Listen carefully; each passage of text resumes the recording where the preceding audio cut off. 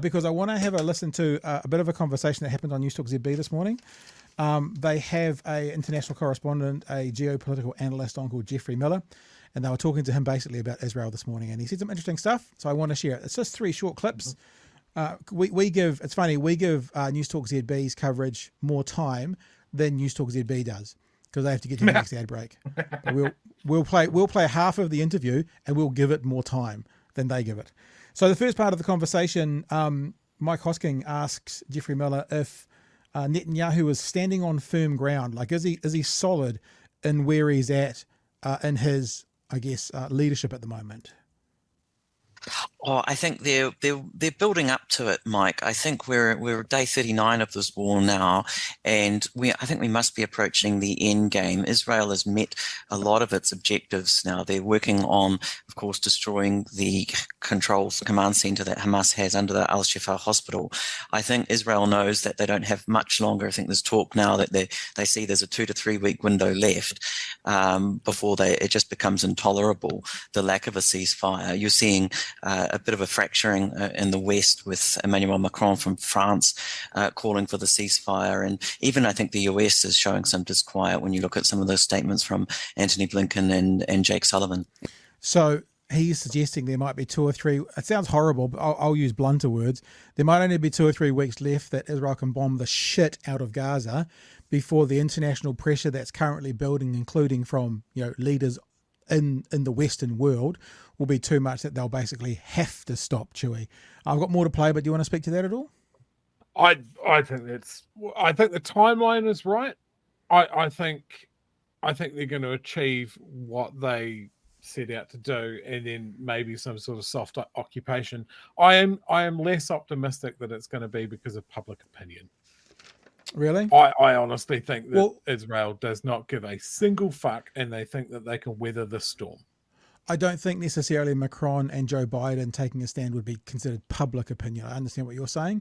I think what he's saying is international pressure. I think that has to come from leaders with a spine, not like ours, who refuse to say it, as we talked about last night, but leaders with a spine. And look, America could stop this tonight by saying, well, we're not going to send you any more aid unless you do a ceasefire. Conversation's finished. They do a ceasefire. But they go down like a bag of cold sick in America, unfortunately. All right, the second conversation is asking about that, the end game. Is a ceasefire the end game? Right? Is that actually what for end game as far as Israel is concerned?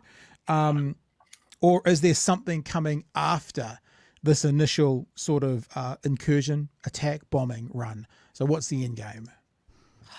I think probably Israel will just say that its objectives have been met, and they'll move into a new phase. I mean, I think this war has got there's a lot to play out, and it will be the end of the major combat operations, if you like.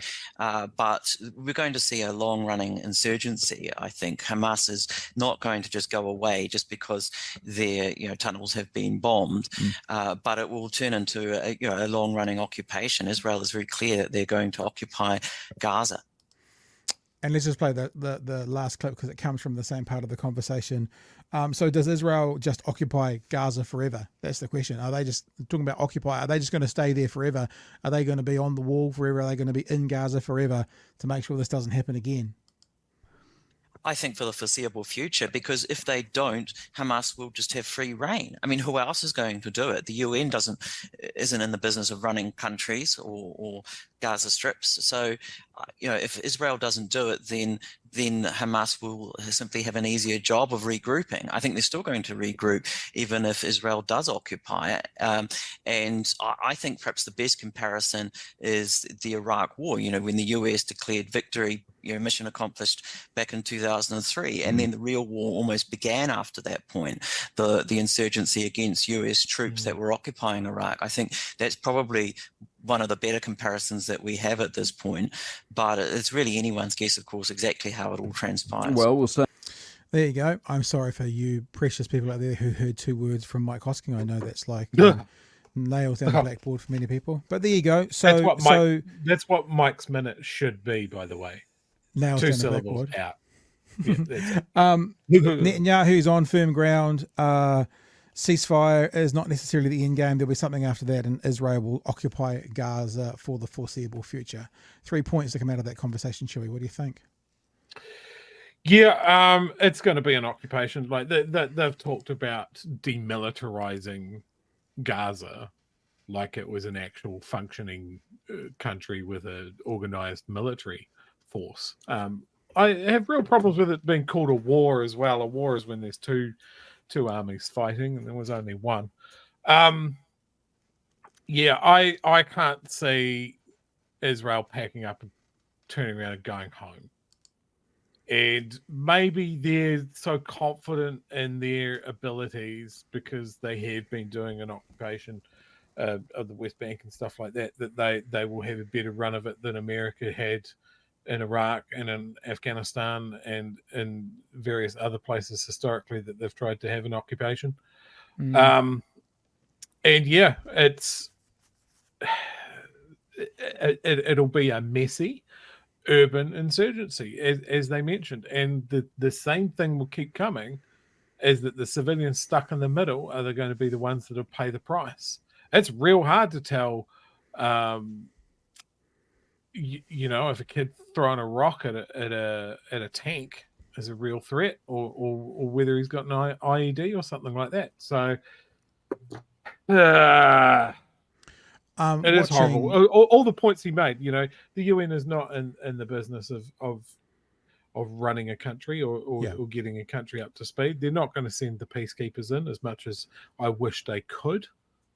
I don't think America is going to piss Israel off too much. Even if they don't need the aid, they're still going to get it. And as much as I want focus to be on this, and as I want Israel to reap some consequences of just the massive psychotic overreaction that they've done. Yeah. So we can get back to the business of Ukraine kicking Russia out of their territory. It's not going to happen. It's not going to happen.